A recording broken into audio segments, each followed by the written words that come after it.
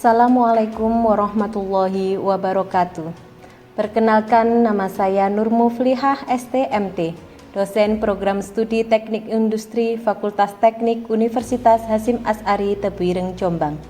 Pada kesempatan kali ini saya akan menjelaskan salah satu mata kuliah yang saya ampu, yaitu Ekonomi Teknik dengan metode DIA atau Delivery, Interaction, and Assessment. Video ini digunakan untuk memenuhi salah satu persyaratan sertifikasi dosen tahun 2023, yaitu pernyataan diri dosen dalam unjuk kerja Tridharma Perguruan Tinggi atau PDD UKT-PT, khususnya aspek pengajaran. Mata kuliah Ekonomi Teknik merupakan mata kuliah wajib bagi mahasiswa program studi Teknik Industri yang diberikan pada semester 3 dengan bobot 2 SKS. Mata kuliah ini akan membahas tentang konsep nilai waktu dari uang dan pemanfaatannya untuk mengevaluasi dan menganalisis atas alternatif di bidang rekayasa teknik dengan pertimbangan kriteria ekonomi, serta pada mata kuliah ini akan dibahas tentang aliran kas konsep nilai waktu dari uang, nilai ekuivalensi sekarang, nilai tahunan, net present value, internal rate of return, payback period, analisis benefit cost ratio, analisis sensitivitas, depresiasi, dan pengaruh pajak dalam analisis ekonomi inflasi. Setelah mengikuti perkuliahan ini, mahasiswa diharapkan mampu menjelaskan tentang konsep dasar, teori, rumus, dan teknik-teknik analisis ekonomi yang terkait dengan aspek teknik dari suatu sistem produksi, baik itu pengoperasian, sistem, peralatan, mesin, produk, dan jasa. Kedua, mahasiswa diharapkan mampu melakukan evaluasi kelayakan dari beberapa proposal teknik dalam kaitannya dengan dimensi nilai, worth, dan biaya atau ongkos.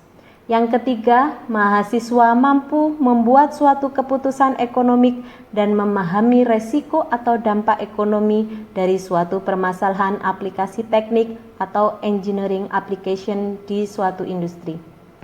Bentuk penilaian dalam mata kuliah Ekonomi Teknik terdiri dari absensi kehadiran 10%, assignment atau class activity 10%, kelas project dan kuis 25%, midterm exam atau ujian tengah semester 25%, final exam UAS atau ujian akhir semester 30%. Berikut proses pembelajaran yang saya lakukan secara tatap muka di ruang kelas. Oke, Assalamualaikum warahmatullahi wabarakatuh. Pada sore hari ini ya, mudah-mudahan teman-teman rekan-rekan semua masih semangat untuk belajar bersama ya dengan Bu Nur. Hari ini kita akan mulai materi pertama kita pada ekonomi teknik. Yang akan kita bahas pada sore hari ini adalah tentang konsep dasar dari ekonomi teknik. Oke, yang pertama untuk tujuannya yaitu kita harus memahami dulu ya konsep dasar, teori, rumus-rumus serta teknik analisis ya dalam ekonomi yang terkait dengan aspek teknik dari suatu sistem produksi. Jadi ketika mengikuti perkuliahan ini diharapkan kalian nanti akan bisa mengambil sebuah keputusan dalam rangka studi kelayakan di aspek finansial atau keuangan gitu ya. Serta mampu membuat sebuah keputusan ya dan mengetahui resiko. Jadi dalam proses pengambilan keputusan pasti kita akan memilih keputusan yang terbaik ya kan dari beberapa alternatif yang ada gitu ya, dari beberapa alternatif, kemudian ada kriteria yang diperlukan sehingga nanti akan muncul pengambilan keputusan yang terbaik ya. Layak tidaknya suatu bisnis atau usaha ya itu berdasarkan dari beberapa aspek yang dinilai. Apa sih definisi dari ekonomi teknik ya? ada beberapa pakar yang menyampaikan apa itu ekonomi teknik ya. Jadi kalau di sini didefinisikan sebagai ilmu yang melibatkan keahlian dalam merumuskan, memperkirakan dan mengevaluasi hasil ekonomi dari alternatif yang tersedia untuk mencapai tujuan yang diinginkan. Kenapa di sini kok kita melibatkan keahlian dalam merumuskan? Kita harus tahu yang mau kita ambil keputusan itu dalam hal apa. Itu kan ya. Terus kemudian memperkirakan, nah kira-kira alternatif mana yang terbaik dari beberapa kriteria tadi ya. Kemudian mengevaluasi. Nah evaluasi ini untuk memutuskan layak tidaknya suatu proyek itu dilakukan atau tidak. Nah itu kita melakukan evaluasi hasil dari pengambilan keputusan tadi. Apakah itu menguntungkan dari sisi benefit, ataukah itu memberikan dampak yang cukup besar gitu ya. Nah itu kita perlu mengevaluasi dari alternatif yang tersedia sehingga tujuan yang sebenarnya kita inginkan itu bisa tercapai. Ujung dari ekonomi teknik adalah proses pengambilan keputusan. Itulah posisi kita sebenarnya. Peran kita itu di mana sebagai engineer gitu ya. Nah, di situ adalah kita sebagai seorang decision maker atau pengambil keputusan. Dalam hal ini, contoh dalam pengambilan keputusan kan macam-macam ya. Ada yang sifatnya aktivitas engineering, misalkan kita perlu nggak membuat produk baru, meluncurkan produk baru. Kalau kita bicara industrial ya, atau perlu nggak kita menambah mesin baru, ya? Ataukah kita perlu nggak menambah tenaga kerja baru, ya? Atau menambah produktivitas kita, ya? Menambah produksi kita. Nah itu diperlukan dalam aktivitas engineering, salah satunya, ya. Kemudian pengambilan keputusan dalam proyek sektor publik. Apa saja contoh proyek sektor publik? Contohnya membangun bendungan. Itu kan sektor publik ya, digunakan untuk pembangunan PLTU ya. Kemudian apalagi pembangunan PLTA gitu ya, pembangunan tol ya.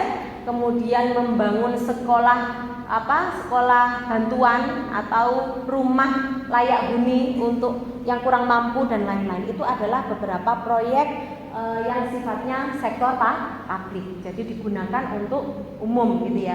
Kemudian ada sifat keputusan yang bersifat individu. Contohnya apa kira-kira teman-teman bisa nggak mencontohkan kira-kira pengambilan keputusan yang sifatnya individu? Lapangannya misalkan kita mau pergi gitu ya, kemudian kita mau pakai baju warna apa. Nah itu kan terserah kita ya. Mau saya hari ini kuliah mau pakai PDH. Saya hari ini mau pergi kencan, saya pakai jas rapi gitu ya, dan lain-lain. Atau misalkan nanti sore saya itu enaknya makan apa? Ingin makan soto, makan bakso, atau makan rawon gitu ya. Nah itu juga termasuk pengambilan keputusan individu. Atau kalau misalkan kaitannya dengan pengambilan keputusan kalian kuliah di mana? Nah, ya kan? Itu contoh pengambilan keputusan. Misalkan saya menentukan ya kan banyak alternatif kampus. Ada kampus A, kampus B, kampus C gitu ya. Terus kemudian dari banyaknya alternatif tadi pasti kalian memilih beberapa kriteria. Misalkan SPP-nya ya kan mahal enggak? Terus kemudian apa lagi? Kalau pertimbangan kuliah apa yang menjadi pertimbangan biasanya kriterianya? Akreditasi kampusnya gitu ya, fasilitasnya, dosennya, gedungnya dan lain-lain gitu ya. Nah itu adalah contoh-contoh pengambilan keputusan secara individu ya. Jadi inilah fungsi dari seorang engineer dalam bidang ekonomi teknik. Dia akan mampu proses dalam pengambilan keputusan, yaitu di situ adalah menentukan ya beberapa alternatif tadi gitu ya, dari beberapa kriteria mana yang paling terbaik dari beberapa alternatif, sehingga muncullah keputusan yang tepat tadi sesuai dengan tujuan yang ingin dicapai. Oke, kemudian peran ekonomi teknik yaitu memberikan sebuah metode. Jadi kemarin saya jelaskan bahwa dalam ekonomi teknik nanti kita akan mengenal banyak sekali metode yang bisa kita gunakan untuk menentukan layak tidaknya suatu proyek atau bisnis bisnis gitu kan ya. Nah kemudian dari metode yang kita gunakan tadi, disitulah muncul teknik untuk mengambil keputusan. Jadi banyaknya metode tadi digunakan sebagai alat, ya kan, sebagai tools yang digunakan untuk memudahkan kita sebenarnya dalam proses pengambilan keputusan gitu kan ya. Nah dalam proses pengambilan keputusan ya, kalau kita berbicara ekonomi teknik, berarti kita akan memahami bahwa ekonomi teknik itu identik dalam proses pengambilan keputusan. Kita harus memegang prinsip bahwa ekonomi teknik rangka waktunya itu adalah masa depan. Sekarang saya contohkan, kita berinvestasi untuk hari ini atau untuk jangka waktu yang akan datang. Pasti akan datang, ya kan? Nggak mungkin saya invest misalkan 10 juta, besok saya sudah dapat 12 juta atau 20 juta, ya kan? Pasti kalau namanya investasi itu pasti jangka waktu, ya kan? Pasti mengikuti masa yang akan datang. Kemudian yang perlu kita pahami juga bahwa estimasi atau pasti kita memikirkan bagaimana perkiraan terbaik yang bisa kita dapatkan, itu kan ya, estimasi yang paling baik. Jadi dari banyaknya investasi yang kita lakukan gitu ya, pasti kita akan memilih mana yang memberikan keuntungan paling besar, gitu kan ya. Biasanya kan orientasinya seperti itu, mana yang memberikan waktu investasi paling pendek, ya kan, dengan benefit yang paling besar, ya. Kemudian memilih alternatif terbaik. Nah, dari evaluasi tadi sehingga kita akan memilih ya alternatif terbaik dan mengimplementasikan dan memonitor hasil yang diperoleh gitu ya, yang diperoleh dari proses pengambilan keputusan tadi. Oke, kemudian kita masuk ke terminologi cost atau terminologi ongkos. Jadi ada biaya apa saja sih dalam ekonomi teknik yang perlu kita pelajari. Ya, kita akan mengenal namanya life cycle cost. Kemudian ada past and sunk cost. Kemudian ada future and opportunity cost. Sekarang kita bahas satu persatu terkait dengan apa definisi dari life cycle. Kemudian ada operating and maintenance cost. Nah, operating berarti semua ongkos yang kita keluarkan dalam proses operasi ya. Operasi itu ya memproses tadi, mulai dari proses inputannya apa, misalkan bahan bakunya gitu ya, diproses di mana. Nah, kemudian proses produksinya seperti apa, kemudian outputannya bagaimana, deliverynya ya kan, terkirimnya seperti apa, proses packagingnya seperti apa, itu masuk di dalam operating. Nah di dalam operating itu pasti ada juga yang kita sebut sebagai maintenance atau biaya pemeliharaan. Contohnya mesin, pasti ada biaya pemeliharaan mesin, ya enggak? Jadi mesin itu pasti punya masa pakai ya, atau umur pakai mesin. Kalau mesin nggak dirawat seperti pegang motor gitu ya, kalau nggak sering dicek, nggak di servis, kira-kira akan cepat rusak apa awet? Cepat rusak, ya kan? Maka perlu dilakukan perawatan. Nah, perawatan itu tidak hanya mesinnya saja, bisa kaitannya dengan gedungnya dan lain-lain ya, tempat. Kemudian ada future and opportunity cost. Nah, jika titik acuannya adalah T itu adalah periode 0. Jadi kalau orang pinjam itu kan, misalkan saya pinjam ke Itra misalkan ya, 100.000 sekarang, berarti hitungannya T-nya 0 ya. Baru kemudian tahun berikutnya saya hitung T-nya 1 tahun ya. Jadi kalau misalkan saya bulan September pinjam Itra, berarti bulan Oktober masih dalam kurun waktu T0 ya kan, baru terhitung 1 tahun di periode berikutnya, sehingga T-nya itu harus sama dengan 0. Maka semua ongkos yang terjadi di masa yang akan datang itu kita sebut sebagai future cost. Nanti kita bahas di FW atau future worth gitu ya. Kemudian opportunity cost. Nah, ongkos dari menghilangkan atau kehilangan untuk mendapatkan bunga atau pengembalian dari suatu investasi, itu kita sebut sebagai opportunity cost-nya, gitu ya. Nah, ini adalah beberapa terminologi cost yang akan kita bahas dalam ekonomi teknik. Jadi kalian juga harus tahu ada istilah namanya nanti kita bahas juga di sini ya, ada cost of good manufacturing. Jadi dalam bidang manufaktur itu ada istilah-istilah biaya ya yang dikeluarkan selama proses produksi ya, selama produksi atau manufacturingnya. Yang pertama adalah biaya langsung material atau direct cost ya. Nah, biaya material yang dilakukan secara langsung biasanya hubungannya dengan misalkan tadi ya, atau kita sebut sebagai first cost boleh ya. Jadi yang kita keluarkan di awal biaya langsungnya itu apa? Biaya untuk membeli material gitu kan ya. Biaya untuk apalagi membeli bangunan ya, terus menyewa bangunan ya. Kemudian tenaga desain yang mendesain gedungnya gitu ya. Nah, ini kita sebut biaya langsung material. Kemudian ada biaya langsung tenaga kerja. Nah, jadi biaya tenaga kerja atau labor di sini digunakan secara langsung dalam proses pembuatan produksi ya, atau suatu produk gitu ya. Kemudian ada overhead.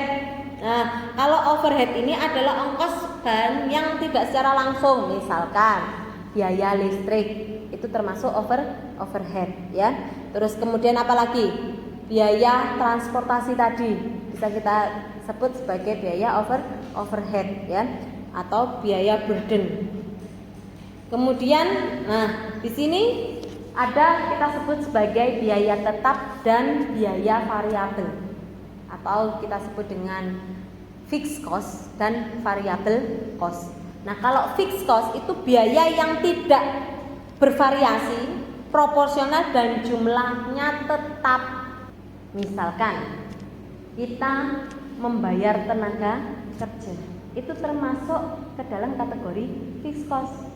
Ya, saya satu hari orang kerja tak bayar 150 ya. Bah dia kerjanya duduk-duduk, nggak ada pekerjaan ya. Yang penting satu hari saya bayar 150. Dia mengerjakan pekerjaannya, misalkan dia mampu menyelesaikan pekerjaannya sendirian dengan banyak orang, itu tetap gajinya segitu ya enggak? Itu kita sebut sebagai fixed cost ya, atau biaya tetap, karena tidak ada perubahan yang cukup berarti gitu ya. Kalau kita sebut sebagai variable cost, nah biaya yang bervariasi setiap proporsional sesuai jumlah outputannya faktor. Oke, sampai sini kira-kira bisa dipahami konsep dasar ekonomi teknik yang Bu Nur jelaskan. Ada pertanyaan? Silahkan. Kalau ada yang ingin ditanyakan atau kurang jelas dari apa yang sudah disampaikan oleh Bu Nur terkait dengan apa itu ekonomi teknik, bagaimana proses peran dan ekonomi teknik ya, kemudian ada biaya apa saja dalam ekonomi teknik. Kira-kira ada yang ingin didiskusikan atau ditanyakan? Tidak ada? Cukup jelas? Cukup? Kalau tidak ada pertanyaan, berarti Bu Nur sekarang yang bertanya gitu ya. Jadi dari semua biaya ini ya. Terus kemudian kira-kira ya, kalau kalian diposisikan sebagai seorang manajer kah atau sebagai seorang pengambil keputusan. Nah, tadi dari banyaknya proses atau langkah dalam proses pengambilan keputusan, kira-kira ya, apa yang menjadi constraint atau kendala dalam proses pengambilan keputusan tadi? Apa yang menjadi distaknya kira-kira? Apa sih? Ada yang punya usaha di sini? Ada? Gilang, siapa yang punya usaha itu? Gilang ya, Gilang yang punya. Di sini nggak ada yang punya usaha, bekerja semua ya. Oh, punya usaha apa gitu? Apa? Oh, terop salon. Oke. Kira-kira kalau yang punya ownernya sendiri? Yang punya ownernya sendiri. Oke. Kira-kira dari tadi ya yang benar jelaskan pasti ada biaya-biaya yang masuk ya. Oke, kira-kira yang menjadi hambatan kamu dalam proses pengambilan keputusan apa yang mendistrak kamu? Resiko di belakang. Kalau semisal kayak salon, kalau sudah terpakai kan nggak tahu nanti mau ada yang rusak nggak tahu. Jadi kayak gitu terus di belakangnya ada harga. Pasti ada menghasilkan biaya gitu ya. Jadi hal-hal yang tidak diinginkan itu pasti muncul ya di dalam proses tadi pengambilan keputusan ya. Jadi ketika kita punya usaha atau bisnis, tidak mungkin selalu ada benefit ya. Pasti dalam masanya juga pasti akan mengalami entah itu merugi ya, kerugian dalam usaha atau bisnis. Nah, itu juga pasti harus diantisipasi gitu ya. Jadi kita harus punya nih. Jadi sampean punya usaha itu harus paham mengantisipasi kalau terjadi. Nah, jadi di sini ekonomi teknik itu kalau kita berbicara ada keputusan, ada uncertainty atau ketidakpastian, ya enggak? Jadi uncertainty-nya itulah sebagai constraint-nya. Kenapa? Ketika misalkan tadi sampean punya usaha jualan es aja. Pas panas, wah cocok itu jualan es ini panas-panas, ya kan? Dilalah kok gak sesuai prediksi, hujan. Ya kan? Uncertainty. Ya, enggak kepastian. Begitu hujan, akhirnya enggak ada yang beli. Ya, kalian buang bahan baku, ya kan? Enggak ada pembeli. Akhirnya semua terbuang, ya kan? Pasti kalian merugi dari sisi waktu, ya, kemudian tenaga, kemudian juga biaya ongkos yang dikeluarkan selama proses produksi tadi, gitu ya. Nah, itu adalah contoh uncertainty, tidak kepasti. Untuk bisa saya tahu kalian memahami atau tidak materi yang Bu Nur sampaikan, yang tugas ya untuk minggu depan, gitu ya. Kalian cari contoh studi kasus ya untuk jenis-jenis cost terminologi tadi, terminologi cost ya. Ada tadi life cycle cost gitu ya. Terus kemudian ada selain life cycle apa tadi? Ada sunk cost ya, kemudian ada future operational cost gitu ya. Nah, itu kita harus tahu ya contoh-contoh studi kasusnya seperti apa dan tuliskan sumbernya dari mana. Itu ya, satu aja masing-masing dari 3 terminologi cost tadi. Kemudian yang kedua ya, cari artikel atau contoh project. Nah, contoh proyek ya yang ada hubungannya dengan visibility study. Apa visibility study? Yaitu studi kelayakan ya, proyek ya. Proyek tadi pasti di dalamnya ada unsur ekonominya. Nanti biar kalian lebih paham ya, apa sih yang masuk dalam kategori biaya-biaya yang dikeluarkan dalam ekonomi teknik ya, gitu ya. Kemudian analisis berdasarkan logika kalian ya, yang paling kalian pahami kelebihan dan kekurangan dari proyek tadi, kemudian rekomendasi yang bisa kalian lakukan. Misalkan proyek membuka warung makan gitu ya. Nah, itu di situ nanti akan muncul ya biaya-biaya. Kenapa perlu, tujuannya apa? Misalkan sekarang lagi musim apa gitu ya. Nah, nanti kita bahas bersama-sama di pertemuan selanjutnya gitu. Ada pertanyaan untuk tugas hari ini? Cukup jelas ya rekan-rekan semua? Oke, baik. Kalau tidak ada pertanyaan untuk pertemuan hari ini ya, Bu Nur cukupkan. Terima kasih semuanya. Assalamualaikum warahmatullahi wabarakatuh. Demikian deskripsi singkat serta cuplikan proses pembelajaran dari mata kuliah Ekonomi Teknik. Semoga dapat memberikan gambaran mengenai kinerja pengajaran yang saya lakukan khususnya di mata kuliah Ekonomi Teknik di program studi S1 Teknik Industri Fakultas Teknik Universitas Hasyim Asy'ari Tepireng Jombang. Saya juga mengucapkan terima kasih kepada seluruh tim penilai dan tim panitia sertifikasi Smart Dosen 2023, khususnya dari Direktorat Sumber Daya Dirjen Dikti dan Ristek Kemendikbud Ristek Indonesia. Tidak lupa juga saya mengucapkan terima kasih kepada pimpinan Universitas Hasyim Asy'ari, rekan sejawat dosen, dan rekan-rekan mahasiswa. Demikian yang dapat saya sampaikan. Atas semua kekurangan dan saya mohon maaf yang sebesar-besarnya. Akhir kata, wassalamualaikum warahmatullahi wabarakatuh.